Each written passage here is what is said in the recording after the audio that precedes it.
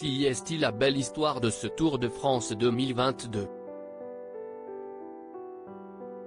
Hier, lors d'une étape particulièrement difficile qui reliait Carcassonne à Foix, le Canadien Hugo Houle s'est imposé pour la toute première fois de sa carrière et devient par la même occasion le premier Québécois à remporter une étape sur la Grande Boucle.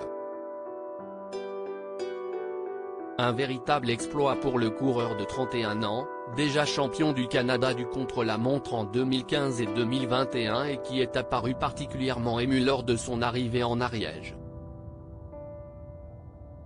Assuré de la victoire, il a alors levé ses yeux et son doigt en direction du ciel, comme pour envoyer un message. CIST exactement ce qu'il a fait puisque le coureur québécois a dédié sa belle victoire à son frère, Pierrick, mort tragiquement il y a 10 ans. Après son arrivée, Hugo Houle a sorti une petite croix en argent et s'est adressé à la caméra, « Celle-là est pour mon frère », a-t-il indiqué. Il faut dire que l'histoire de son jeune frère est particulièrement émouvante.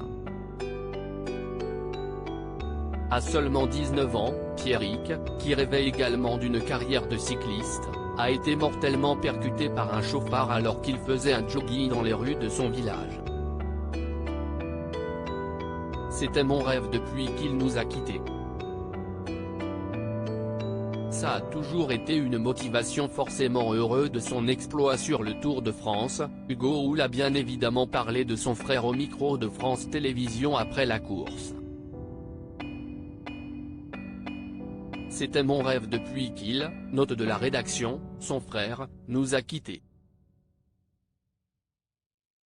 Ça a toujours été une motivation.